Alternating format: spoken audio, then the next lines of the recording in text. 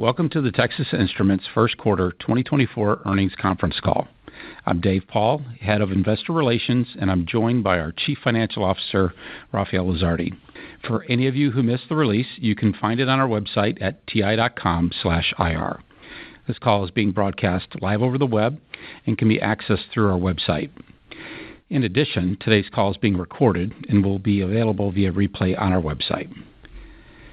This call will include forward-looking statements that involve risks and uncertainties that could cause TI's results to differ materially from management's current expectations.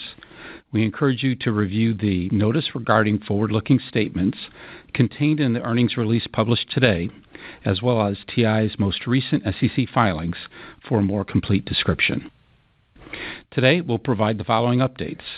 First, I'll start with a quick overview of the quarter. Next, I'll provide insight into first quarter revenue results with some details of what we're seeing with respect to our end markets. Lastly, Rafael will cover the financial results, give an update on capital management, as well as share the guidance for the second quarter of 2024. Starting with a quick overview of the quarter. Revenue in the quarter came in about as expected at $3.7 billion, a decrease of 10% sequentially and 16% year-over-year. Analog revenue declined 14% year-over-year, and embedded processing declined 22%. Our other segment declined 33% from the year-ago quarter. Now I'll provide some insight into our first quarter revenue by end market. Revenue declined sequentially across all of our end markets. Our results reflect the current environment as customers continue to reduce their inventory levels. Similar to last quarter, I'll focus on sequential performance as it's more informative at this time. First, the industrial market was down upper single digits. The automotive market was down mid-single digits. Personal electronics was down mid-teens. Next, communications equipment was down about 25%. And lastly, enterprise systems was down mid-teens. Rafael will now review profitability, capital management, and our outlook. Rafael? Thanks, Dave, and good afternoon, everyone. As Dave mentioned, first quarter revenue was $3.7 billion. Gross profit in the quarter was $2.1 billion, or 57% of revenue. From a year ago, gross profit decreased primarily due to lower revenue and, to a lesser extent, higher manufacturing costs associated with reduced factory loadings and our planned capacity expansions. Gross profit margin decreased 820 basis points. Operating expenses in the quarter were $933 million, flat from a year ago and about as expected. On a trailing 12-month basis, operating expenses were $3.7 billion, or 22% of revenue. Operating profit was $1.3 billion in the quarter, or 35% of revenue, and was down 34% from the year-ago quarter. Net income in the first quarter was $1.1 billion, or $1.20 per share. Earnings per share included a 10-cent benefit that was not in our original guidance, primarily due to the sale of a property. Let me now comment on our capital management results, starting with our cash generation. Cash flow from operations was $1 billion in the quarter and $6.3 billion on a trailing 12-month basis. Capital expenditures were $1.2 billion in the quarter and $5.3 billion over the last 12 months. Free cash flow on a trailing 12-month basis was $940 million. In the quarter, we paid $1.2 billion in dividends, and in the past 12 months, we returned $4.8 billion to our owners. Our balance sheet remains strong with $10.4 billion of cash and short-term investments at the end of the first quarter. In first quarter, we issued $3 billion in debt. Total debt outstanding is now $14.3 billion with a weighted average coupon of 3.8%. Inventory at the end of the quarter was $4.1 billion, up $84 million from the prior quarter, and days were 235, up 16 days sequentially. For the second quarter, we expect TI revenue in the range of $3.65 to $3.95 billion, and earnings per share to be in the range of $1.05 to $1.25. We continue to expect our effective tax rate to be about 13%. In closing, we will stay focused in the areas that add value in the long term. We continue to invest in our competitive advantages, which are manufacturing and technology, a broad product portfolio, reach of our channels, and diverse and long-lived positions. We will continue to strengthen these advantages through disciplined capital allocation and by focusing on the best opportunities, which we believe will enable us to continue to deliver free cash flow per share growth over the long term. With that, let me turn it back to Dave. Thanks, Rafael. Operator, you can now open the lines for questions. In order to provide as many of you as possible an opportunity to ask your questions, please limit yourself to a single question. After our response, we'll provide you an opportunity for an additional follow-up. Operator? Thank you. We'll now be conducting a question-and-answer session. If you'd like to ask a question, please press star one on your telephone keypad. A confirmation tone will indicate your line is in the question queue. You may press star two if you'd like to remove your question from the queue. For participants using speaker equipment, it may be necessary to pick up your handset before pressing the star keys. One moment, please, while we poll for questions.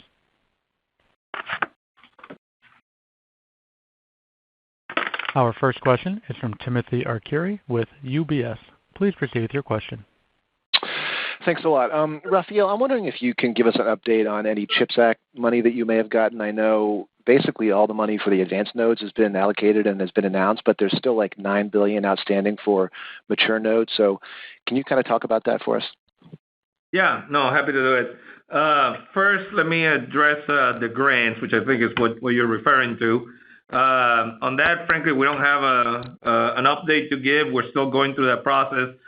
Submitted our application late last year and are working through the details with the CHIPS program office. As we said before, we believe our investments in manufacturing in both Texas and Utah are well positioned with the objectives of the CHIPS program office. Now, let me give you an update on the ITC, the investment tax credit. To date, we have accrued about $1.5 billion on that credit. And based on the recently released regulations, we will be receiving the ITC cash benefit throughout the year in 2024 and beyond. And starting next quarter, so in second quarter, we're expected to receive about $300 million and a total of $1 billion for all of 2024. Okay, do you have a follow-up? I do, yeah.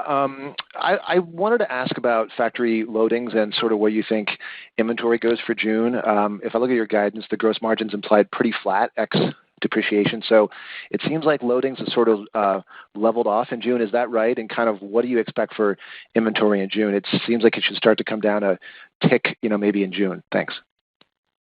Yeah, sure. Of course, we give as guidance, we give a range on revenue, we give a range on EPS, and then 90 days from now, we'll discuss that at more length. But for now, I'll tell you that in first quarter, we adjusted factory loadings as we neared our desired inventory levels. And as we said during the prepared remarks, we grew inventory about $80-some million. And then for second quarter, we're going to adjust those loadings depending on future demand. Thank you, Tim. We'll go to the next caller, please. Our next question is from Stacy Rasgon with Bernstein Research. Please proceed with your question. Hi, guys. Thanks for taking my question. I wanted to follow up on that. If and when revenues begin to recover, how do we think about what that would imply for your factory utilizations, given your current inventory position, as well as additional capacity coming online, which I guess sort of just naturally gives a downward bias to utilization anyways? Like, I guess how long would you need to take utilizations up, or how much revenue growth would you need to start taking utilizations up, given your positioning on inventories and capacity additions? Yeah, so Steve, that's a good question, but it's a complex question, and it's at the end of the day, it's going to depend. It's going to depend on a number of factors. What kind of revenue profile we're faced with, and not just in 1 or 2 quarters, but really over a longer horizon. Maybe the best thing I can tell you is, don't expect a significant or even any drain on inventory, because just given our business model and how we want to run the company, keeping lead time short, and also the upside potential that we have with having this inventory and the capacity in place is so much higher than the downside risk. So hopefully that gives you some good insight into how we're thinking. Do you have a follow-up? I do. Thanks. I was wondering if you could talk a little bit about pricing. I think last quarter you suggested that pricing was sort of resuming historical trends, which I think it suggested was down. I think it was low to mid single digits. Is there any update on what you're seeing in terms of the pricing environment? Is that still the environment that we're in? Are things better or things worse? Like where do you see that going as we go forward?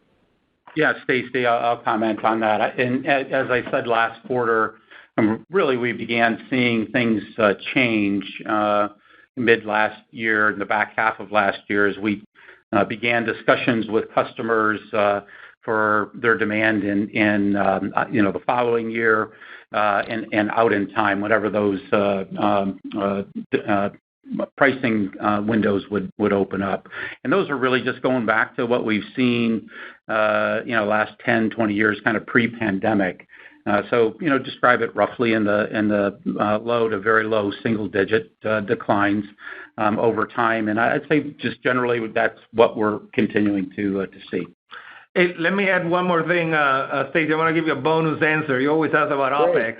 I appreciate it. Thank you. Yeah, so you're not asking, but I'm going to give you OpEx. Remember that second quarter has a full 3 months of raises, whereas first quarter only had 2 months of raises. There's something for your modeling. Great. Thank you. Thank you, Stacy. We'll go to the next caller, please. Our next question is from Vivek Arya with Bank of America Securities. Please proceed with your question. Thank you for taking my question. I think in the prepared remarks, you said customers continue to reduce inventory levels, but you're also guiding Q2 sales to be up 4% sequentially.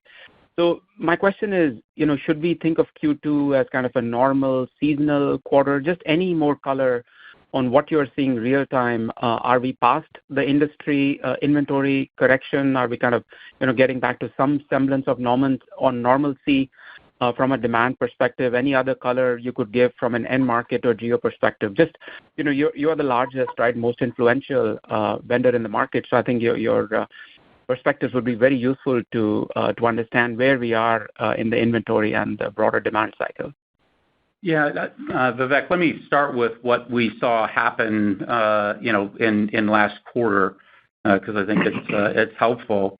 First we saw, personal electronics was the first market that went into the correction. It really was the first to come out in the last few quarters. I'd describe it as behaving more seasonal. If you go, to the other end of the spectrum, we've had industrial, which has been declining sequentially from some time. And over the last few quarters, we've been talking about how there's some asynchronous behavior inside of the 12, 13 sectors that we have there. That continued inside of the quarter, so we've got some of the later cycle sectors that are continuing to decline and declining at double-digit rates. But there are some that are, beginning to, begin to slow in the declines, and even a couple that grew sequentially. So, that I would just describe as being more mixed this quarter, which is certainly different than last quarter. So, and if you look historically, a second quarter is a seasonally strong quarter for us, so it's not unusual for us to see sequential growth sequentially. You have a follow-on?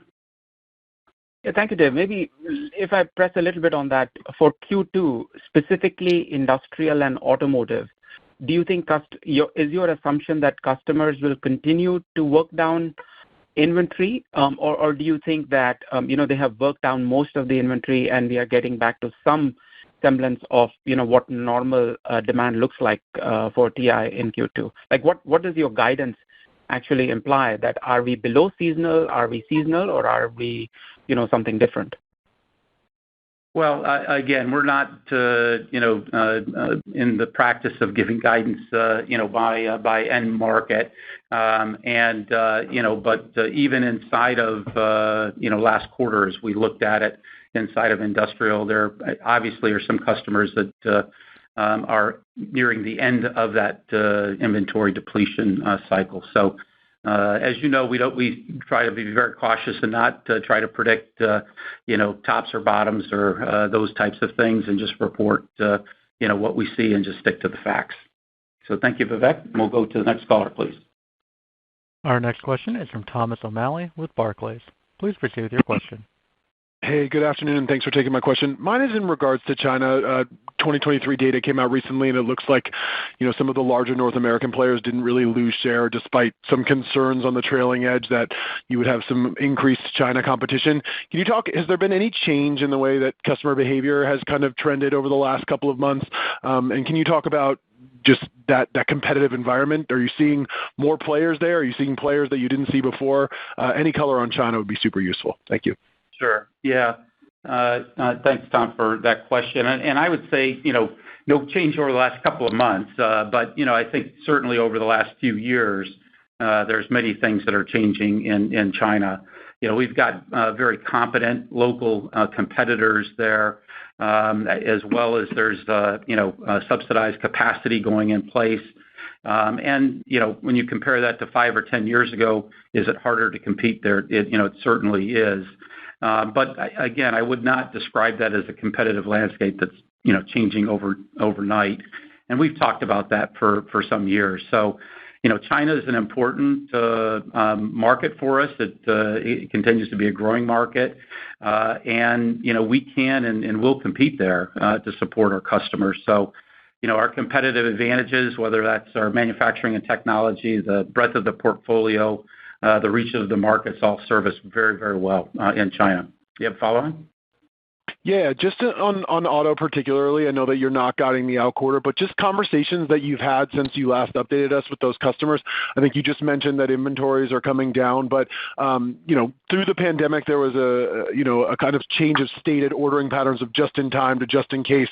Do you see that kind of persisting, or do you think that we're moving back to a situation in which customers really want to have a much lower inventory on their balance sheets? Obviously, you have a unique supply chain, but just any thoughts on just the auto environment, particularly through the last, several months? Thank you. Sure. Yeah. Thanks again, Tom. Yeah, I would say that many customers, and especially those in automotive, as they went through and dealt with the disruptions that they had in supply chains, actually were very thoughtful and looking at, where their supply is coming from, what things that they can do differently, well beyond just carrying, extra days of inventory. And when they went through that analysis, I think many found that they have a pretty significant dependence on wafers coming out of both China and Taiwan. And what they describe that to us as geopolitically dependable capacity is what they're seeking. And again, we've talked about that before in our capital management updates. We believe that that's going to be highly sought after. It is. We are seeing that today. So I think we're in a position to be able to support customers and that growth that will come from that. So thank you, Tom. We'll go to the next caller, please. Our next question is from Ross Seymore with Deutsche Bank. Please proceed with your question. Hi, guys. Thanks for letting me ask a couple questions. I guess for the first one, Dave, I know you don't want to guide by the segments, but you gave the quarter-over-quarters. Could you give us what the year-over-years were by end market in the first quarter, please? I can do that, yes. So the industrial market was down about 25% from a year ago. Automotive was down lower single digits. Personal electronics was actually up single digits. Comms equipment was down about 50%. And enterprise system was down mid-teens. You have a follow-on, Ross? I do. Rafael, you talked a little bit about the trajectory of the grant side of the CHIPS Act, or excuse me, the ITC side and where you're getting the money in over time. Does any of that inflows of cash have a differing impact on the income statement? Or is it just the same, it's just a matter of timing and when you're getting that $1 billion as opposed to, I think you said $500 million before? Right. No direct impact on the income statement. That's already played in as the lower depreciation in our already flowing through the P&L and in our expectations on depreciation. Of course, having more cash does have an impact in terms of, you have more cash, you're going to have more interest income. But put that aside, that's kind of below the profit line, right? The operating profit line. Speaking of depreciation, let me give you an update on that. We've been talking about depreciation for this year, $1.5 to $1.8 billion. That is, we continue to expect that, but we're more likely to come in at the bottom half of that range. And for 2025, we continue to expect $2 to $2.5 billion in depreciation. Great. Thank you, Ross. We'll go to the next caller, please. Our next question is from Chris Danely with Citibank. Please proceed with your question. Hey, thanks, guys. Hey, Rafael, just another question on the balance sheet and cash. So you guys have seen the share count kind of flatten out here for the last 4 or 5 quarters, and then you're building cash and increasing your debt. I guess what's changed? Traditionally you've sort of taken the share count down slowly but steadily. Any sort of changes in the long-term thinking there on cash, usage of cash, et cetera? Yeah, when it comes to capital management, it all depends on circumstances and at the moment, our objective when it comes to you've known us for a while, we return all free cash flow to the owners of the company, and we do that over time. But there are times to increase liquidity and to build up cash. So you have seen us over the last couple of years do that and steadily increase cash on the balance sheet. We finished at $10.4 billion last quarter, and we've done that very consciously, right, to protect the investments that we're making, particularly the $5 billion per year capex investments in manufacturing, because that is the most important allocation of capital, has been for the last few years, and will continue to be for the next 3 years. So with that in mind, we've had that in mind as we have made overall capital allocation decisions, including the decisions on repurchases. You follow on, Chris? Yeah, thanks, Dave. Just another question on China, but more on the insourcing side. So some of your competitors have talked about this impacting them. Do you guys, see an impact of this on TI? Would or will this alter your long-term, growth expectations or thoughts on your China business? Just any color there would be very helpful. Thanks. Yeah, so I'll start, and Dave, if you want to chime in, but as Dave alluded to earlier on the call, China is a very important market. We need to compete there. We do compete there, and we compete to win there. China, it's pretty clear that there's an incentive to design local semiconductor suppliers. I think that's what you're referring to as insourcing. And today that share, my guess, my sense is it's 10 to 15% of the local content is sourced by local semiconductor suppliers. I think the exact number is 12, the one I saw. So that means there's another 88% that is shared now between U.S. and European suppliers.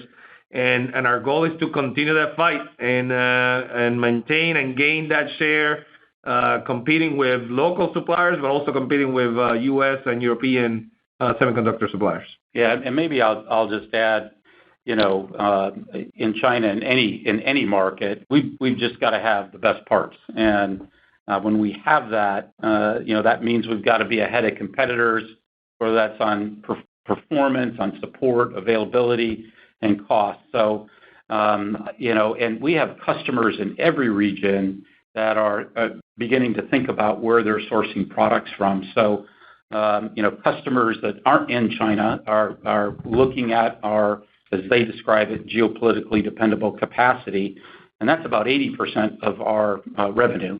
The 20% that's in China, we have customers in China that have and support global markets, and they're coming and describing our geopolitical dependable capacity and wanting to have access to it because it is very unique. We're the only ones that are building at scale outside of China and Taiwan capacity. So customers understand that. They understand it both in China as well as outside. So thank you for that, Chris. We'll go to the next caller, please. Our next question is from Joe Moore with Morgan Stanley. Please proceed with your question. Great, thank you. I've asked this question before, but it keeps coming up. Can you talk about how you think about pricing kind of more strategically as you contemplate having a decent amount of capacity, more 300 millimeter capacity, more subsidization? Does that change the pricing paradigm at all? Are there markets where you might be more price aggressive than you wouldn't be, if any of that were different? Yeah, Joe, the answer will be amazingly consistent with how you've asked it before. But, we haven't changed our strategy on pricing. That, pricing doesn't move quickly in our industry, and it isn't the primary reason why customers choose our products overall. So, we regularly monitor pricing for all of our products. That includes all end markets and all product categories and all regions, and we price to be competitive. And we can do that because we've got a great product portfolio, and we've got great access to the markets through our channels, and we've got competitive products because we build it on 300 millimeter. So hopefully that's amazingly consistent. You have a follow-on? Yeah, thank you for that. In terms of the embedded business, I know you've had a number of kind of vertical markets that you de-emphasize and things like that, with kind of a focus on more of a core kind of catalog strategy in that business. Where are you in that? Do you expect that that your embedded business would sort of track the broader microcontroller business, or just how do you think about the transitions that are happening there? Yeah, I think that we continue to make progress overall in our embedded business. The goal there is to have that business growing and contributing to our free cash flow over the long time. We think it's a great business and continue to invest. So we're very happy with that strategic progress. So I think in the near term, of course, we're not going to be immune to cycle-related corrections. It's a little bit later because of the constraints that we have due to embedded relying on foundry supply. And as you know, we're investing to put capacity in place, and we'll have control of that in the future, and really are in a good position to gain share there. So thank you for that, Joe. We'll go to the next caller, please. Our next question is from Tore Svanberg with Stifel. Please proceed with your question. Yes, thank you. Dave, I had a question about the Q2 outlook. So I know obviously you can't guide by market and things like that, but from a bookings perspective, are we starting to see sort of a broad-based recovery in bookings, or would you still say it's quite selective in all the different applications that you're targeting? So let me speak to bookings at the top level. We saw bookings increase each month of the quarter. That is very typical that we would see in a first quarter. I don't have bookings by end market. If there's something very unusual going on, of course, that would jump out at us. So that's just not that's something I have here in front of me. But I would describe it as behaving as we would expect it to. And of course, those bookings, and other demand signals that we get from our customers are obviously immune into our guidance. You have a follow-on, Tori? Yeah, that's very helpful. As my follow-up, you mentioned there's a few segments within the industrial category that are starting to grow or perhaps have found the bottom from an inventory correction perspective. Can you talk about which segments those are? Yeah, again, as we talked about, over the last several quarters now, that there was markets that were behaving, or sectors that were behaving asynchronously. So, there were shorter cycle investment sectors that began to roll earlier, longer term investment cycles that were rolling later. really just the last couple of quarters into it. So it's really, if you had to kind of divide them out, that's what they would look like. So thank you for that, Tori. And great, thank you. Go to the next caller, please. And this will be our last caller. Our last question is from Chris Caso with Wolfe Research. Please proceed with your question. Yes, thanks. Good evening. First question is related to the buybacks, and I think you addressed this in a prior question. But I guess the question is, what would be the trigger for being able to resume some degree of buybacks? We realize that the intention is to return 100% of excess free cash flow. But at what point does the cash in the balance sheet and kind of industry conditions allow you to kind of come back to what you've been doing previously? Yeah, well, a couple things. For example, the data point that I'll give you is our free cash flow for the trailing 12 months was $940 million, and we returned, and also in trailing 12 months, $4.8 billion. So, one catalyst for a change there would be once we're past this investment phase that is consuming a good chunk of that free cash flow. Another catalyst is obviously revenue and how that behaves over a number of years. But so these are just some of the puts and takes that we think about when we're allocating capital. Yep. Follow on, Chris. I do, thanks. And I guess the question is about where TI is allocating the R&D investment going forward and how that may be changing. Over the last year, looks like auto industrial is about 70% of your revenue, and I know that's by design. But you've got some segments, such as comm equipment that have been, down a lot more. As we look out over the next 2 years or so, do you think that percentage of revenue from the segments kind of stays about where it is right now, or based on the R&D investments you're making, do you think that changes substantially? Yeah, and it's a great question, Chris. So let me just use as a backdrop for those that hadn't looked at our capital management slide deck. And slide 21 shows our percentage of our revenue by end market. And the middle column there, it talks about what we're doing directionally from an R&D spend. So, and we've talked about for some time that our belief that there's going to be secular trends and increasing semiconductors in industrial and automotive. And as a result of that, we have been taking investments up there. And the other markets, though, if you look at personal electronics and communications equipment, our investments there have been and continue to be very steady because we can find great opportunities inside of those markets, and so we'll continue those investments. And then enterprise systems, we've taken up the investments there slightly, and there's just opportunities, and enterprise systems likely will be a good grower as well. It doesn't have quite the same dynamics as industrial and automotive for us, but certainly things that sit inside of enterprise, we believe will make that a above average grower for over the next decade plus. So with that, I'll turn it over to Rafael to wrap up. Okay, thanks, Dave. Let me wrap up by emphasizing what we have said previously. At our core, we're engineers, and technology is the foundation of our company. But ultimately, our objective and the best metric to measure progress and generate value for owners is the long-term growth of free cash flow per share. While we strive to achieve our objective, we will continue to pursue our 3 ambitions. We will act like owners who will own the company for decades. We will adapt and succeed in a world that's ever-changing.